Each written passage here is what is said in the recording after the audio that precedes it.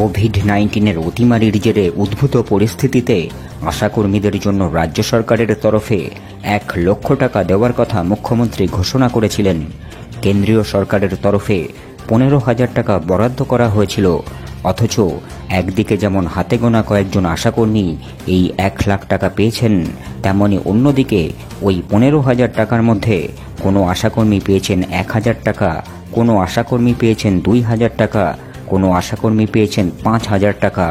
এমনই জানিয়ে পশ্চিমবঙ্গ আশাকর্মী ইউনিয়নের রাজ্য সম্পাদিকা ইসমতারা খাতুন এমনই প্রশ্ন তুলেছেন, এই টাকা কোথায় গিয়েছে, এই টাকা কে খেয়েছে?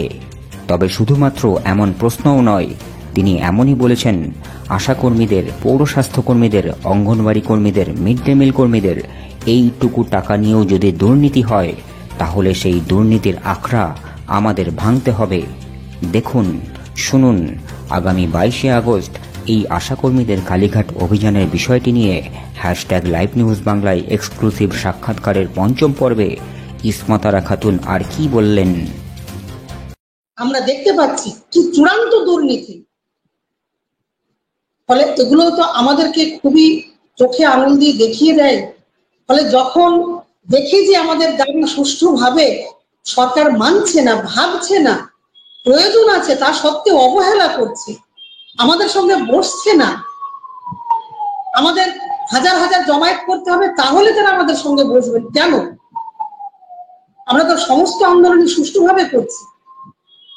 আমরা দেখছি বারবার আমাদের প্রতিশ্রুতি দিচ্ছে, প্রতিশ্রুতি পূরণ করছে না।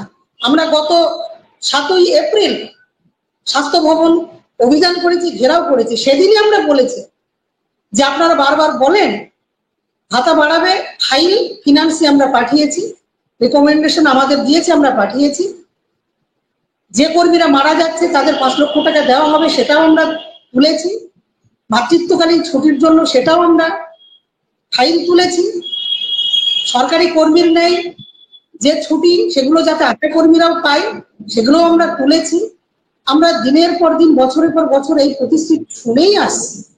আমরা সেদিনই জানিয়ে এসেছি, শুধু এমএলএ এমপিদের ভাতা নয়, যারা সমাজের এই ধরনের নির্মাণে সাহায্য করছে, সমাজ নির্মাণ করছে, পরিষেবা দিচ্ছে, করোনার মতন এরকম একটা পরিস্থিতি জীবন বাজি রেখে মৃত্যুবরণ করেও তারা পরিষেবা দিয়েছে, সেই কর্মীদের জন্য মাননীয় মুখ্যমন্ত্রী 1 লক্ষ টাকা ঘোষণা করেছিলেন।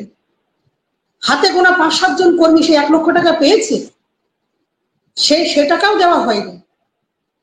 করোনার জন্য আশা কর্মীদের, বিভিন্ন কর্মীদের যারা মোটিভেটেড করেছে, পরিষেবা দিয়েছে, 15,000 টাকা কেন্দ্রীয় সরকার তাদের জন্য বরাদ্দ করেছিল। কেউ পেয়েছে 1,000, কেউ পেয়েছে 2,000, কেউ পেয়েছে 5,000। সে টাকা কে খেয়েছে, সে টাকা কোথায় গেছে? এগুলো স্বাস্থ্য ভবনকে দেখতে হবে, রাজ্য সরকারকে দেখতে হবে, কেন্দ্রীয় সরকারকে দেখতে হবে। আমরা কোনো রং বুঝি না। সরকারি ক্ষমতায় থেকে আশা কর্মীদের, অঙ্গনওয়াড়ি কর্মীদের, পৌরস্বাস্থ্য কর্মীদের, মিড ডে মিল কর্মীদের এইটুকু টাকা নিয়েও যদি দুর্নীতি হয়, তাহলে সে দুর্নীতির আখড়া আমাদের ভাঙতে হবে, আন্দোলনের মধ্য দিয়ে ভাঙতে হবে। আশাদের কালীঘাট অভিযান #লাইভ নিউজ বাংলায় এক্সক্লুসিভ সাক্ষাৎকারের পরবর্তী অংশে ইসমতারা খাতুন কি বলেছেন তা দেখুন, শুনুন 6ষ্ঠ পর্বে। প্রতিটি পর্ব খুঁজে পেতে যাতে সুবিধা হয় দর্শক শ্রোতাদের, তার জন্য ডেসক্রিপশনে প্লেলিস্টের লিংক দেওয়া থাকছে। এই লিংকে একই জায়গায় থাকছে প্রতিটি পর্ব।